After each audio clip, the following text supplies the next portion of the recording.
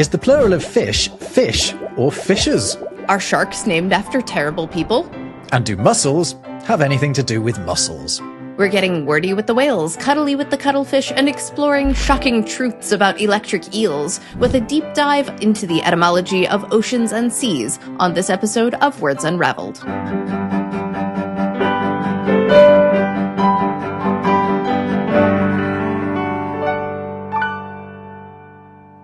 Welcome to another Words Unravelled. I'm Rob Watts from the YouTube channel Rob Words. And I'm Jess, author of etymology books, including Into the Words, which is one of my next books that's coming out soon. And today we are diving under the sea for an oceanic episode, which I also address in this book about plants, animals, and nature. Indeed. We've heard that it's better down where it's wetter. So let's talk about under the sea. Sea animals, sea ecosystems and the like. Where do we begin with this? There's a good question. We should probably talk about the word ocean a little bit. We do have a slight transatlantic difference in the way we use ocean, right? I mean, I think there are situations where Brits will say sea and Americans will opt for ocean. And maybe that is a product of the continents on which we live, because we go on holiday to the Mediterranean, which is a sea. So when we go to the beach, we go in the sea, no matter what. Whereas in the States, you tend to be more likely to be popping in the ocean somewhere. That is true. Though that's always been a murky distinction, right? I mean, ecologically, we have seas and oceans, and those are different ecosystems, but also, you know, the seven seas and and down by the sea, and idioms that pertain to sometimes the sea or sometimes the ocean have long been murky distinctions. Here in Germany, the word See, which is S-E-E, can mean, yes, it can mean the sea. We call the Baltic Sea the Ostsee. But also, I've got a little lake near me that's called Schäfersee. It also means lake as well. It's body of water. Really, really old word. Sea, really old Germanic word. Wherever we've found water, large expanses of water, we've said that's the sea generally.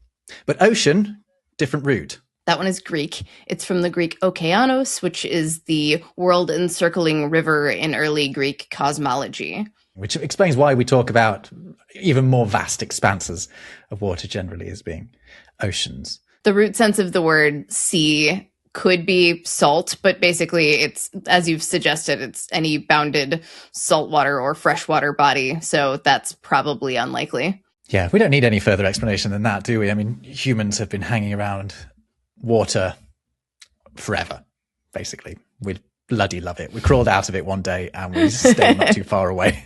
We sure do. The ocean has several depth layers that are kind of fun to talk about. The epipelagic, I don't know. Hidden depths of the ocean. Yes, the hidden depths of the ocean. Tell us more about the hidden etymological depths of the ocean. Only some of them are that hidden. For example, the epipelagic zone, which literally means upon the surface, and this pelagic element means of the sea or of the open sea. So here again, we have this confusing distinction between seas and oceans across languages as well. And then we have the mesopelagic zone, which is the middle or of the open sea, and it's the middle layer of the ocean, and the bathypelagic zone, which is dark, and the abyssal zone, which is darker and means bottomless. One can guess from the word abyss. Oh yeah, I mentioned bathypelagic just means deep. So we've got deep, and then we've got the abyss, and then we have the hadal zone, the hadopelagic zone, which is derived from the same root as Hades. Yeah. So the underworld. Even more abysmal than the abyss. Yes, indeed. The really juicy stuff for me comes in when we start to talk about the animals that we find in these different layers. We should start with the big ones, literally the big ones, but also the big words. Let's talk about whales and let's talk about fish. Yes. Stuff like this. Again, super old words, both whale and fish. Fish, even more so, if you want to talk about, as far as you can, like whale is a Germanic word, but fish is a word that we share with all the Indo-European languages have a word that's related to fish, be it the Latin piscis, from which we get Pisces. That is directly related. Well, not directly. You have to trace back to a common ancestor, but it shares a common ancestor with the word fish, which I think is sort of incredible. But what I learned from researching this is that in English, fish didn't just refer to what we now call fish. It referred to any ocean-dwelling animal, which explains why we do have animals like cuttlefish, which are not fish, or shellfish, which are not fish. To our modern eyes are definitely not fish. Starfish, not a fish. But we call it a fish because we're invoking this much older meaning of the word fish. That's also why in like biblical tales like Jonah and the whale, sometimes it's a big fish, sometimes it's a whale, because whales were also big fish by earlier standards, right? Yeah, exactly. Here's a revelation, though, that I had while doing this. So the plural of fish is what? Fish. It's fish, right? But also people say fishers, and I think the more, and that's fine. But tends to be a nuance between when we're talking about fish and when we're talking about fishers. For example, if you've got a load of the same type of fish, you call them fish. But if I've got some trout, I've got some salmon, or it's trout kind of salmon, doesn't matter. You say, oh, look at the different varieties, different types of fishers. That is a legit use of fishers. But to me, it sounds occasionally a little bit childish. But I looked this up, and Old English, the plural of fish, is fishers. What? Yes. Middle English, the plural of fish is fishers. Fish, as the plural of fish, is newish. As in within the past 1,000 years. Why? Why? That's extremely counterintuitive for plurals. Yeah, well, so one of the things you can usually grab onto when we talk about animals where the plural is the same as the singular, so sheep and deer, is that in Old English, which had 3 grammatical genders, masculine, feminine, and neuter, the animals which we generally use the same word for the plural as the singular were all neuter, because you didn't put a special ending on the neuter one to make it a plural. And so I thought, oh, well, fish must have been neuter, but it wasn't. It was masculine. Ooh. And it did have the straightforward es ending on it. Found examples of it. Old English, fiscas, fisceas, bearing in mind that in Old English, sc is pronounced sh. So it was fishers. Fishers. And to not pluralize it, I don't know how it happened, but to not change it, to pluralize it, I don't know how it happened, but it did. Looks more like Pisces too, doesn't it? Yeah, you're right. But Pisces would be a singular, wouldn't it? Yeah. Oh, it's a bit confusing. Yeah, right. Yeah. But I thought that was interesting because up until this point, I just presumed that fish must have been neutral, must have been neuter, like all of those other examples. But I would think so too. That this was a revelation for me as well. Yeah, I think your average language snob would assume that fishers was the crude modern invention. Yeah, no, I was thinking sort of like people versus peoples. Yeah, exactly. Sheep versus sheeps. I call them sheeps. That's my 2 pence about fish. I'm sure we will talk about different varieties of fish as well at some point. But we did touch on whales, and I feel like we should go there. Can you tell us about whales? So whale it's a Germanic word. It's like one of these others. We're going to have a bunch of these that are like, it's the Germanic word for whale. But the cool thing I think about this is that the root of this word refers to, big sea fish, whales, and walruses and things. And the word walrus, which I think we may have mentioned before, but I think it's worth mentioning again, is that walruses are whale horses. Yeah, or horse whales. Right. So earlier forms of it are with the word that way around. Like you've got this Old English version of it, which is horsval, right, which is horse whale. And then it's thought that confusion between that phrase, horse whale, and a Scandinavian word that was specific to the walrus meant that we sort of switched them around. And so you end up calling it essentially a whale horse. And that's what walrus walruses. The neat thing about the binomial of the walrus, the Odobenus rosmarus, is it has two interesting things happening here. The first part means tooth walker, which is very awesome. Oh. And then the second part uses that rosbit is from the Old Norse word for a walrus, rosamvalar, or hrosvalar, which is also horse whale, like we've been talking about. So we've got horse of the sea. So a tooth-walking horse of the sea. Amazing. Actually, I was mentioning how I went to Orkney, or I mentioned I was going to Orkney. I've now been to Orkney. And the main island there, it's just known as the mainland to modern people. It's also known as Pomona, but the Old Norse name for it was Hrossey, which means horse island. It's using that same element there. We should also mention that whale is one of those words where we've pretty much arbitrarily swapped the H and W round at the start. So it belongs to the same groups as the word what, where, when, who, all of which were originally hua words, but at some point after the introduction of the printing press became these WH words. Another animal that has that same bit in it is the narwhal, right? Which is unlike the walrus, which is a horse whale, this is a corpse whale. Yeah, it's awful, isn't it? So they have this mottled gray coloring. So if you are sailing and you see one gliding under the surface, which they often did, it looked kind of like a corpse underneath the surface. It's a really horrible explanation, and it is considered the most likely explanation. There is an alternative explanation that links it to narl, which meant needle, which would also make a lot of sense for a narwhal because it's got that big horn on it. That makes way more sense, and that would be my preferred origin if we could pick one. I mean, imagine seeing that animal and then going, oh yeah, I think the most notable thing about this is that it's grey. Right? Unicorn whale. What about the thing? Right? Their Latin name is Monodon monoceros, which means one tooth, one horn, that's exactly what it is. The tusk is a tooth. Right.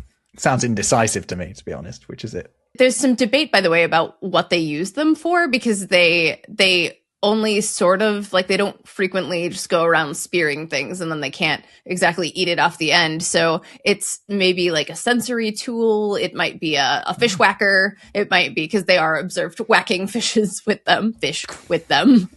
It could be no, it's okay. We're okay with fishes now. And then it could be an ice poker. It could be a super sexy cosmetic adornment to win over mates, because it is either that most males have them but some don't, or all males have them and some females occasionally do. Someone is going to have to correct me on that one. Resident narwhal expert, please leave your comments below. It could be two of those things, right? Couldn't it? It could have a function, and also, the length of it somehow impresses. It could also be a sexy lady narwhals.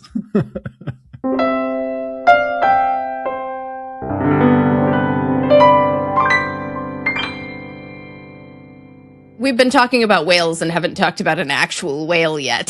Tell us about a whale, Jess. So actual whales belong to the order Cetacea, which is from a Greek root meaning sea monster, which is great. Ceto is also a primordial sea goddess and mother of many monstrous Greek offspring in myths. So there are two different divisions of whales. One is Mysticeti, which is baleen whales. That's our like humpbacks and such. And then there's Odontoceti, which is toothed whales, which is like dolphins and porpoises. So dolphins are whales and killer whales are dolphins, but also whales.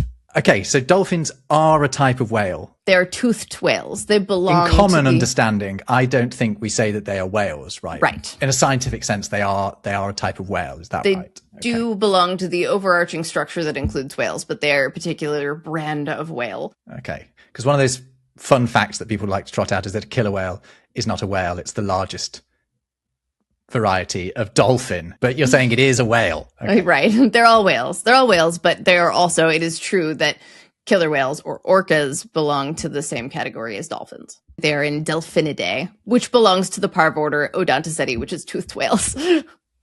Okay, and they share that with the porpoise as well. Yes, they sure do. Which is the pig. The pig fish. Etymologically speaking. Yeah. And you can see it when someone says it to you and they say, now, what's the French for pork? Pork. P-O-R-C.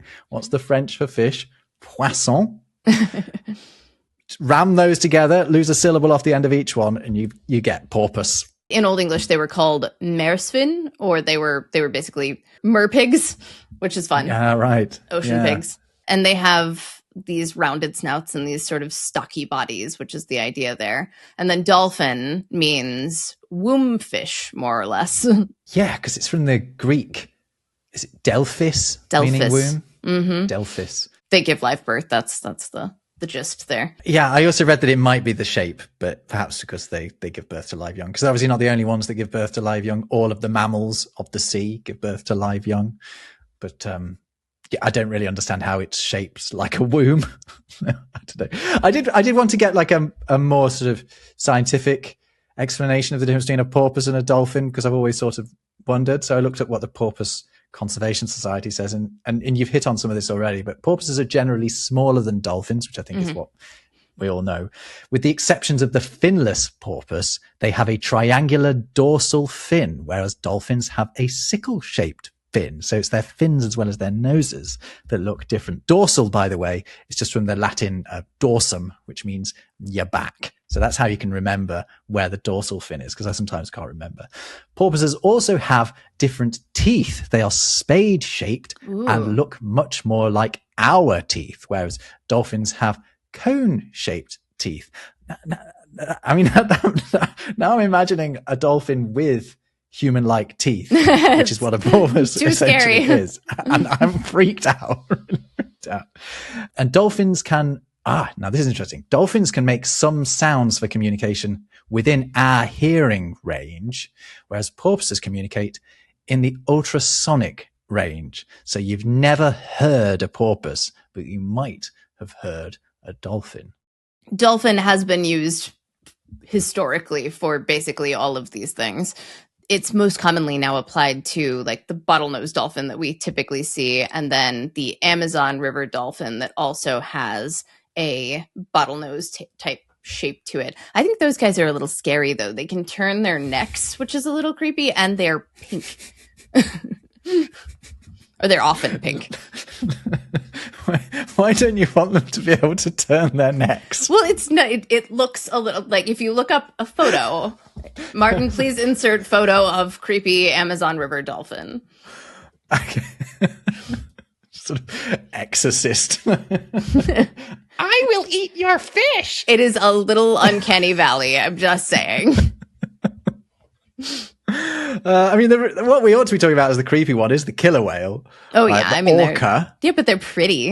Orcinus orca. They are really pretty, aren't they? And the story goes that they're originally called whale killers. Yes, because they hunted baleen whales. Yeah, because they're very good. They're very scary as well, generally. Yeah. Pliny called them an enormous mass of savage flesh with teeth. Delightful. Who hasn't been called that? By the way, orca comes from the same root as Tolkien's orcs. No way, does it? Yeah. So the genus name Orcinus is related to the name Orcus, the Roman god of the underworld. Orc and orc were also used in English for a long time for large, deadly marine creatures. And then Tolkien pulled mostly from the Old English usage of big, deadly, scary thing, apparently. The orca used to have quite a fun Latin binomial name. It used to be called the Orca gladiator, which is kind of cool. Oh, that's cool. And I don't know if that is a reference to them being like gladiators, as in sort of combative, or whether it's from the same root as the word gladiator, which essentially means swordsman. It's from the Latin for a sword.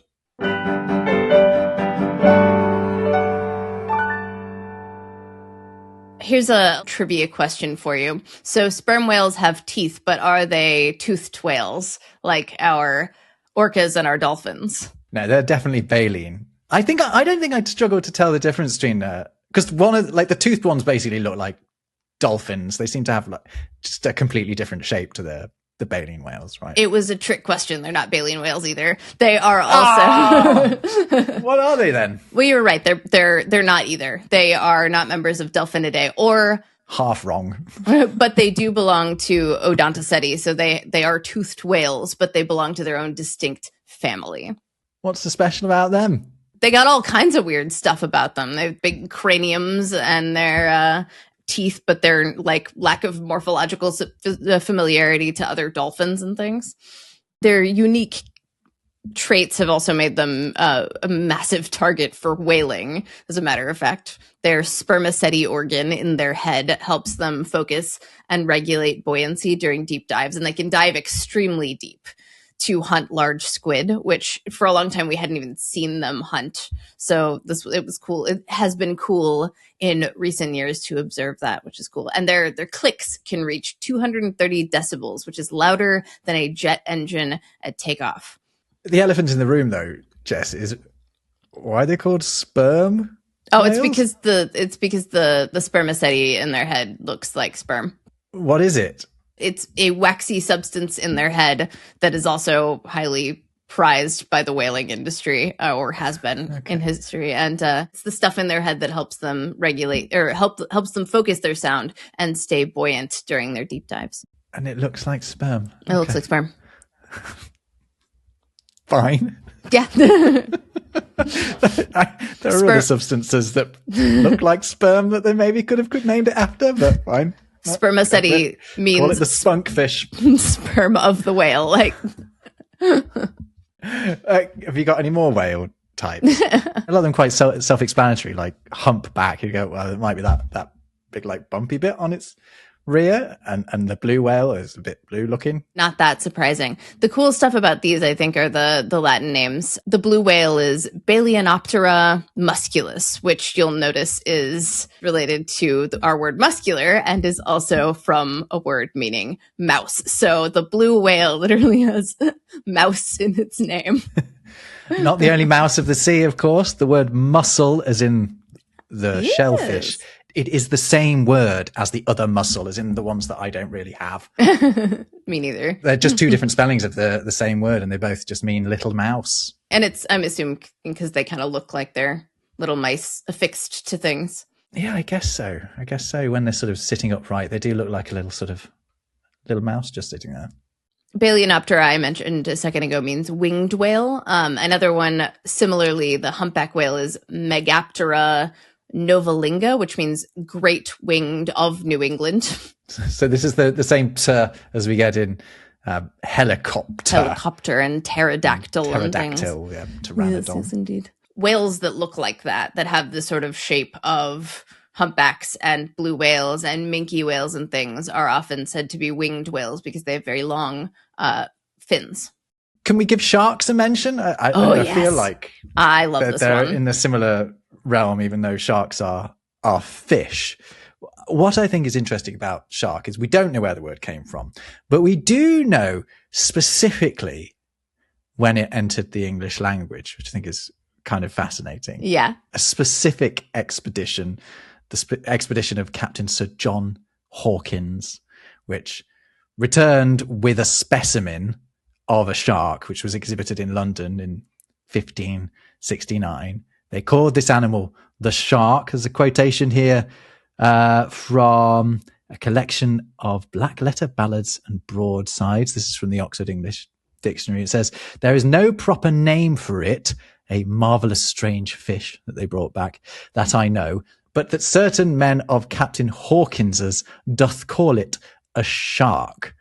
There's evidence there this is a new word, but no one thought it would appear ask them where they picked up the word shark. Because it existed before that for different things, right? That's interesting, because I was reading some notes about this. So they said you could call a person a shark before you could call this animal a shark. But then I read other notes saying that's not quite right. So I ended up confused and lost So if you can shed any light on that, much appreciated. The OED has shark as a word for a person before it was a word as a fish, because the Old English didn't have a general word for the broad group of cartilaginous fish that we now call sharks. It had more specific names like houndfish or sea dogs, which are what we still call dogfish sometime. Dogfish. And hammerheads were balance fish until the 1740s, which is cool. There's also this word tuberon as well, or tiburon, which are borrowings from the French and the Spanish, encountering them presumably in the Caribbean, although obviously you actually do get them around Britain. Other Germanic words for sharks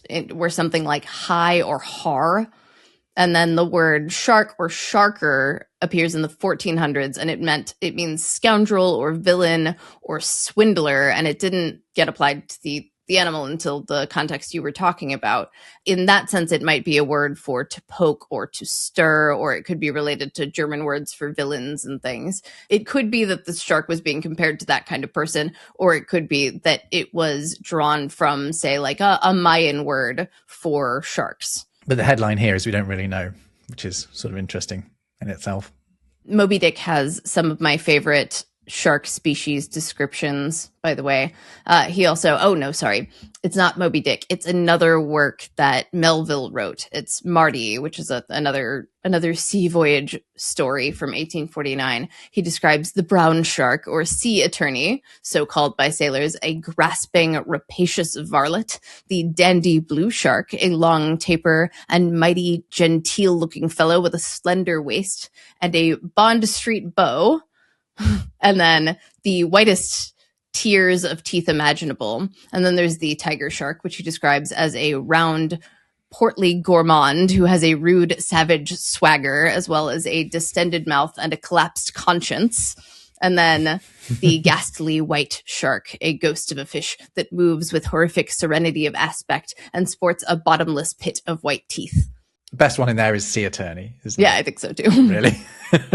Which does... go some way to supporting the idea that the animal is named after the land predator rather than the other way around. Another animal that we haven't got a clue where its name comes from, by the way, is squid. Ooh, I love this one. No clue whatsoever. Might be a sailor's variant on the word squirt, because what they do I like that explanation. That's great. Yeah, I think that's fine, isn't it? I can't think of any other squid words anyway. But generally, don't know where the word squid comes from. That would also make sense with the relationship with calamari, right? Which is from a root meaning reed or pen, because they squirt ink, and because they're pen shaped. So it's nothing to do with it being nice or something. Calamus means reed or pen. The Callian calligraphy is not related to that, then, is it? Because the Callian calligraphy is nice. It would make perfect sense for that to be the case, but it does not appear to be. You can end up with two words in the same field that seem so similar, but actually aren't related. Speaking of which, these are cephalopods, which means head, foot. Cephalopods? I always called them instead of cephalopods. It's one of those things I'm never quite sure whether it's a k sound or a s sound. Well, some people say encephalitis, some people say encephalitis. It depends on what you want to follow, doesn't it? Whether you want to go with a classical Latin feel or a more modern Latin feel, whether you want to s it or k it. That's not the only debate we have around cephalopods, is it? Is it not? Tell me. The plural of octopus is what I'm talking about. Oh, for goodness sake. Which, of course, means 8 foot, right? Yeah, it does. Which is the problem, because that's the confusing part. Yeah, because the plural of puss is not pie or pusses necessarily. I mean, it is in English if you want it to be. You can just say octopuses if you like. And I favour just sticking an English ending on the end if all else fails. That is more normal. It's octopodes, isn't it? Octopodes is another way you can say that. Octopodes, yeah. I think that's even more fun, that is. But I don't know if that's right, is it? I don't know if that's right. Yeah, but it's not octopi. So, I mean, it isn't. I mean, people use it. So it is as far as people use it. But the logic that they're applying to choose that plural is flawed. That's not how you pluralize that puss. No one likes my take on this, and it's that all three are correct. And there's precedent for all three of them, actually. We talked about this before, and I was also on board with the idea that all three are correct, but only through usage sake. I mean, if one of them is wrong, it is octopi.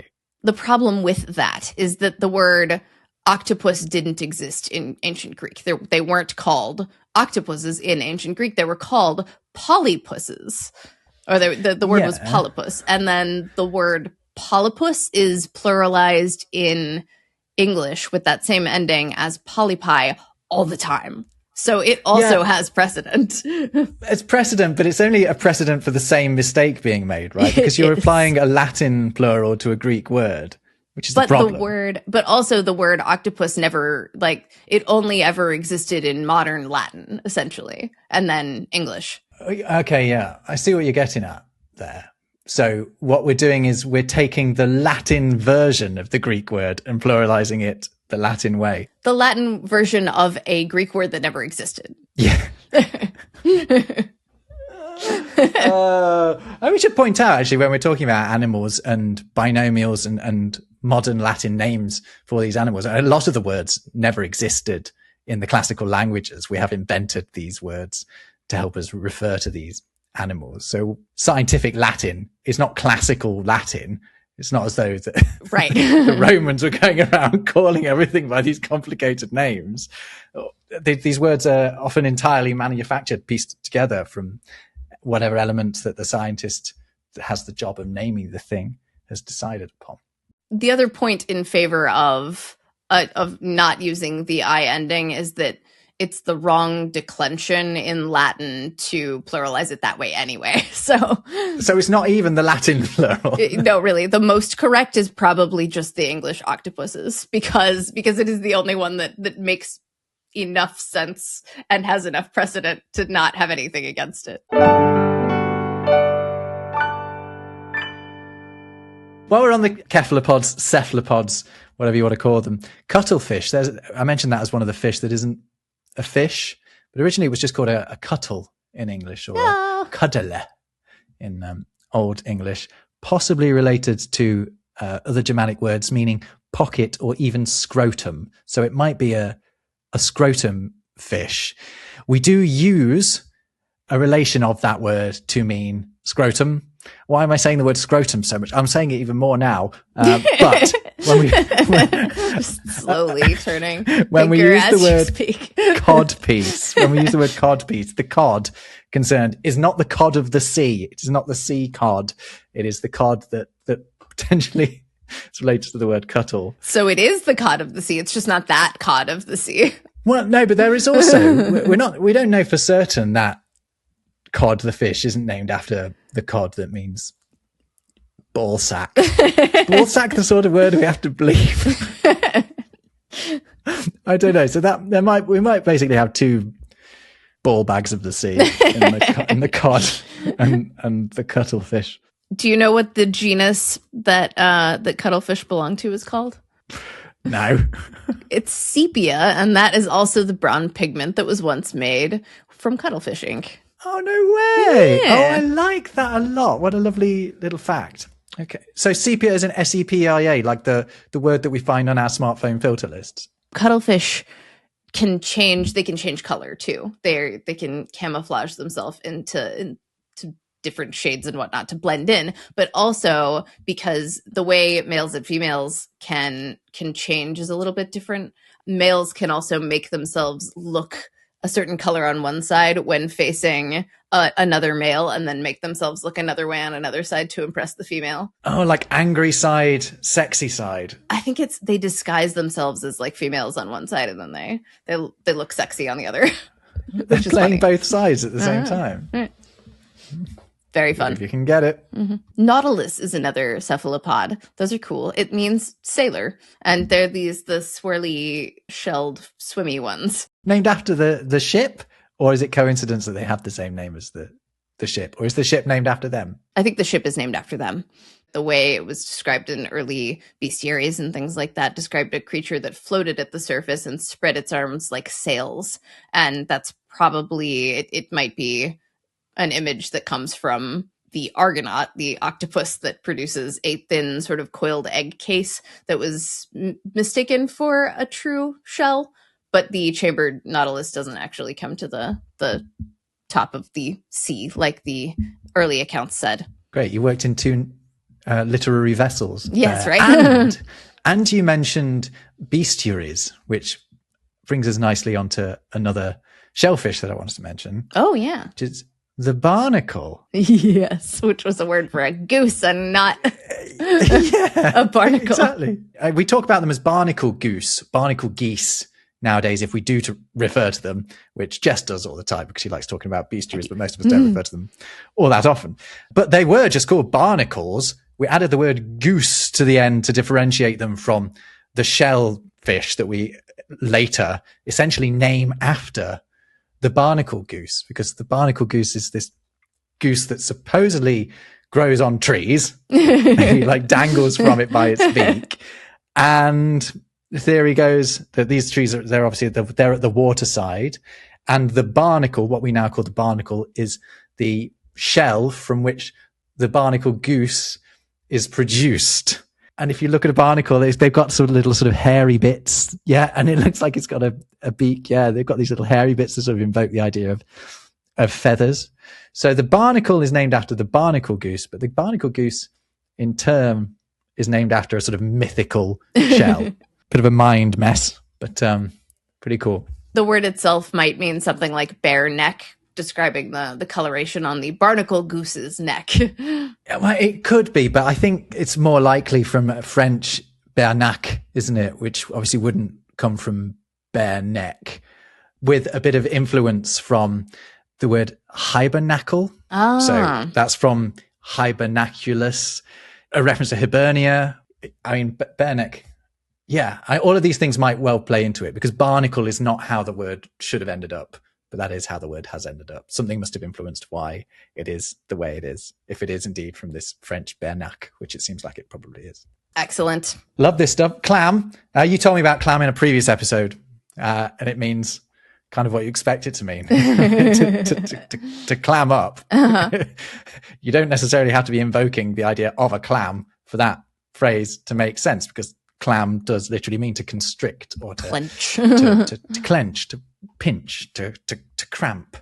Yeah, it just happens that that's what a clam does.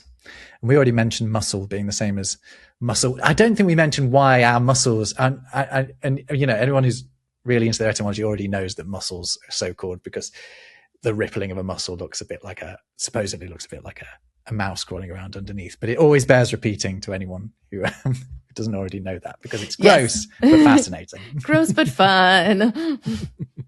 Oyster is related to words for shell and bone and such.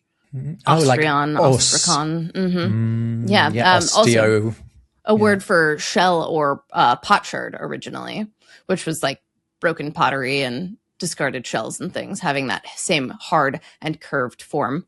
And therefore related to the word ostracize. Yes. Yeah, for the fun fact that they would write. What's the fact here? Ostracize comes from an ancient Greek electoral process that involves writing names on shards of pots. It's election for who should be kicked out, exiled. Yeah, basically. Yeah, and if you're on a lot of pot shards, then yeah, you will be. Then you get ostracized. There we go. It's fascinating. Oysters. Actually, the hometown of my wife in southern France is called Istres, Istres, and that's also thought to be named after the oysters that you get off the coast there. How cool. Quite cute, isn't it? I was looking up those sort of freaky plant-like animals that you get under the sea. The ones that are apparently animals, but I don't believe it, because they look more like plants. You know, like the anemone. These are cnidarians. It means it's from the Greek word meaning nettle, because they're often a bit stingy, and it includes jellyfish, anemones, hydroids, corals, etc. Jellyfish. That's another good example of a fish that's not a fish, from that old use of the word. Yeah, anemone, daughter of the wind, and that's why we call a device used to measure the wind an anemometer, because it's from the Greek for wind, which in turn is related to the Latin animus. So we're talking about movement. It's all about movement. A sea cucumber is an echinoderm. Yes. Yeah, it's a good word, isn't it? Which means, well, it's a bit. I actually got a bit lost in this one, because echinoderm, you can take it as meaning sort of spiky skin or even Hedgehog hedgehog skin. which is a really fun idea, which would link it to the word echidna, the sort of Australasian hedgehog type animal, really. But there's a little bit of uncertainty about how close the link is and precisely how this link works, because you have the Greek echidna, which means a snake or a viper. But why the heck would this animal be called that? Or at least rather, why would a hedgehog be called that? Because that's what gets called this first. And so it could be because they eat them, but otherwise it's a bit odd. But then you also have the Greek ekinos, which is hedgehog. Hedgehog and sea urchin, in the same way that urchin was originally a word for. This is one of my favorite facts in the entire field of etymology. And that is that a sea urchin is called a sea urchin because a land urchin was a hedgehog. Right. Isn't that wonderful? Word. Well, so the French calls an urchin, a sea urchin, an oursin, and it calls a land hedgehog an hérisson. But those two words are the same word. They're just picked from different periods of the word's development, which is kind of amazing because they spell hérisson with an H. But if you drop that H, you do get something that sounds quite a lot like oursin. And in turn, when we refer to like a little Victorian kid as an urchin, what we're doing is we're invoking the idea of probably a hedgehog, actually, rather than a sea urchin. But we are figuratively saying they're like a sort of lost little spiky animal. Hide under the hedges and things like that. Crawl from the dregs of society. Yeah, that's right. They might sneak out at night and take a bit of food and then sneak off again. Maybe they've got like spiky, messy hair or something. Uncoiffed.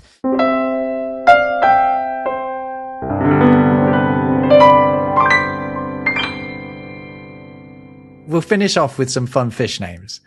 But before that, we've gone from elephants. I want to go to the bottom end of the size scale and talk about plankton. Excellent. And the like. Yeah. Plankton's a German word, by the way. Well, it's a German coining, but it does invoke a Greek word that is plankton. But weirdly, we get it from German texts. That's what I mean by that. German scientific texts start using the word plankton to refer to all variety of tiny, weeny organism, animals, eggs, larvae, a type of animal called a diatom.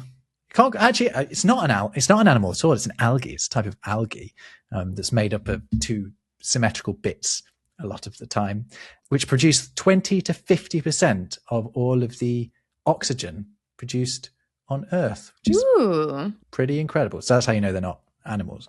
And then protozoans, which is just worth a mention because it breaks down into two quite nice pieces. You have proto, which means early or original, and then zoans is the same as you found in the word zoo, for example, or zodiac, which is just from the Greek word for an animal. So protozoans are early animals, and they include single cell organisms like amoeba and stuff like that, or amoebas.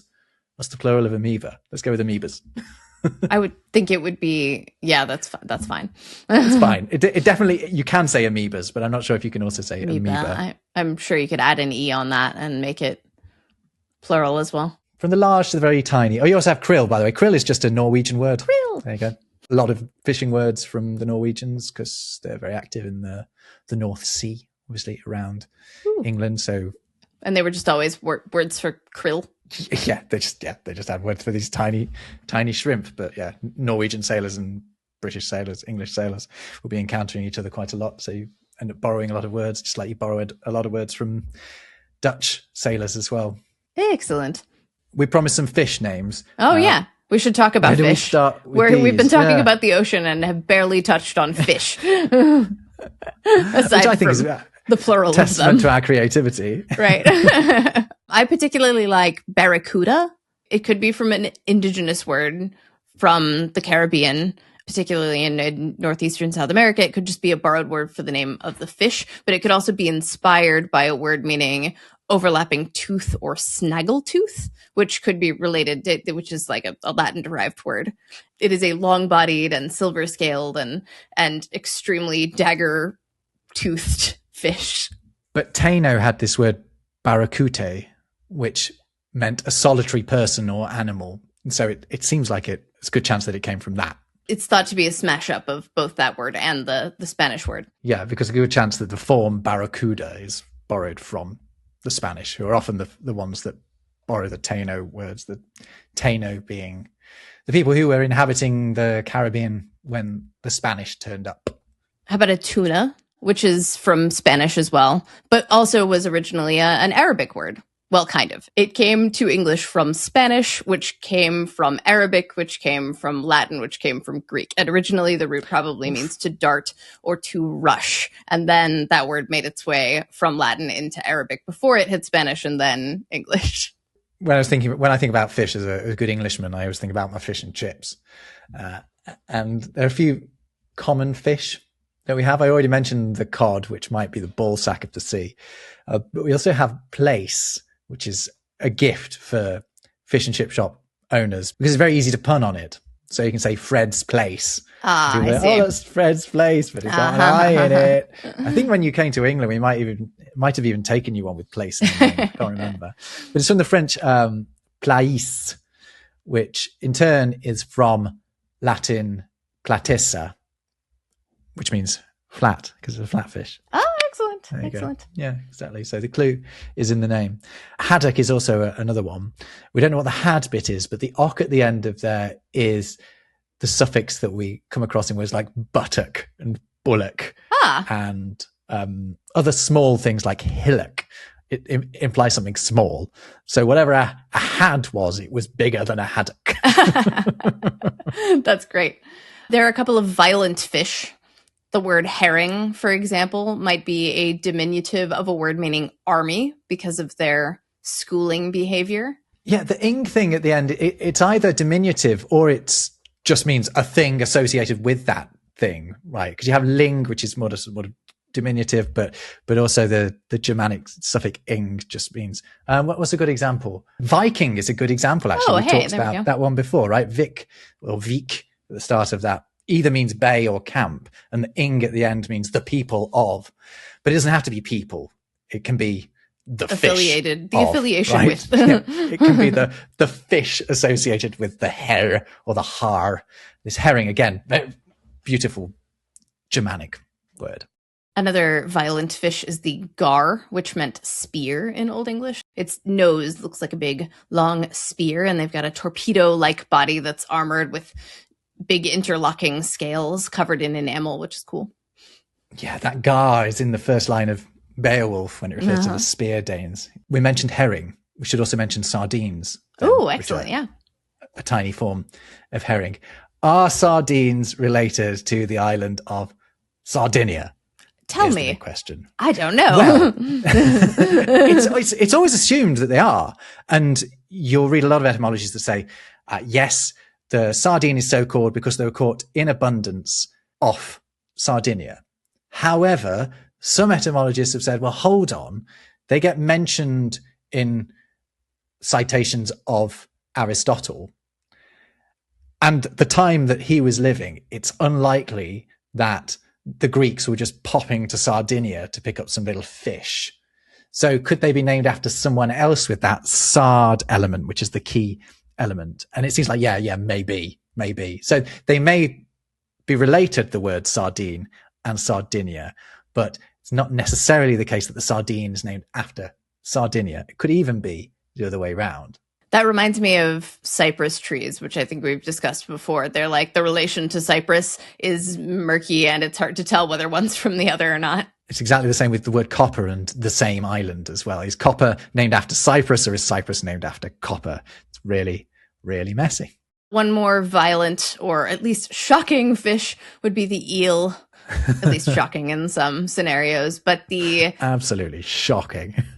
This is the Old English word for eels, but it also has cognates, including the Latin anguilla, which meant snake or serpent, or like little snake or little serpent, which is fascinating. Aristotle described eels as as being born from the entrails of the earth, because there's this there was a lot of confusion about exactly how eels reproduce for some time. Apparently, this was confusing into the 20th century. But it was eventually found that some reproduce, like the European eel and the American eel reproduce in the Sargasso Sea. And it's kind of hard to observe. It's really weird how they all head to the Sargasso Sea to do this. We've just never quite got to the bottom of how they do it. It's proper freaky for all the things we do know. We haven't quite worked out how eels get it on. Right. Speaking of which, I mentioned electric eels, but they aren't actually true eels. They're members of a completely different order. And their ability to produce electricity is from 3 pairs of abdominal organs, the hunter's organ, the sacs organ, and their main organ, which are composed of electrocytes, which basically when the eel's brain sends a signal through its specialized spinal nerve, the electrocytes discharge, creating this burst of electric current. Apparently they use it for navigation and communication, and then also for stunning prey and stuff. So it is electricity. It is a high voltage but a low amperage. So a human might have a painful jolt or a muscle spasm, but wouldn't go into, say, cardiac arrest. As long as they weren't jabbed in a particularly sensitive area, I guess, which could happen. Jess, you said you'd brought some fun fish names, and I want to squeeze those in before we sail off into the sunset. Yes, let's close out with some silly fish names, like the sarcastic fringehead. No. Why? Wait, okay, so hold on. No, we can work this out, because sarcasm is to do with flesh? Yes. Tearing of flesh. Mm-hmm. Is it a flesh tearer rather than an irony monger? That is the idea. Yes, indeed. It has a fringed head. That's not surprising, but it has a large, brightly colored mouth with some scary teeth inside. Right. Because when we're being sarcastic, we are essentially tearing chunks of flesh on someone. Right. Okay. We have the tasseled wabagong. No, we don't. That's not real. It is a carpet shark with shaggy lips, and it's the second part that the tassels are the shaggy bits, and then apparently the second part is an Australian Aboriginal word meaning shaggy beard. A carpet shark? Carpet sharks are called carpet sharks because their patterns can resemble ornately patterned carpets. Oh, okay. Oh, I like that. That's a good explanation. All right. I accept it. Continue. Excellent. This one has a regular name, the reef triggerfish. They're called triggerfish, I believe, because of the speed of their movements. The reason I brought up triggerfish, they're cool, is they also have a really cool Hawaiian name, which is the Humu Humu Nuku Nukuapua'a, which is triggerfish with a snout like a pig in Hawaiian, which is very cool. And there's a lot of doubling going on in there. And I know that in Hawaiian, if you double something, then you sort of augment it. Yes. It's a good way of saying something is very, you double it. Right. What was that again? Just one more time for us. Humu Humu Nuku Nukuapua'a. Beautiful. And with that, let's bring this episode of Words Unravelled to an end. Thank you for joining us. Can I plug my Edinburgh show one last time? Yes. It'll still be on when the time this goes on. Mm-hmm. Just a few days left of it. If you happen to be in Edinburgh, do come and see me. I'm on at 8:10 p.m. I'll leave a link below. I won't go into where exactly because you'll just find it. It's central Edinburgh. If you're at the Fringe, you'll be able to find me. Check it out, and we'll see you next time on Words Unravelled.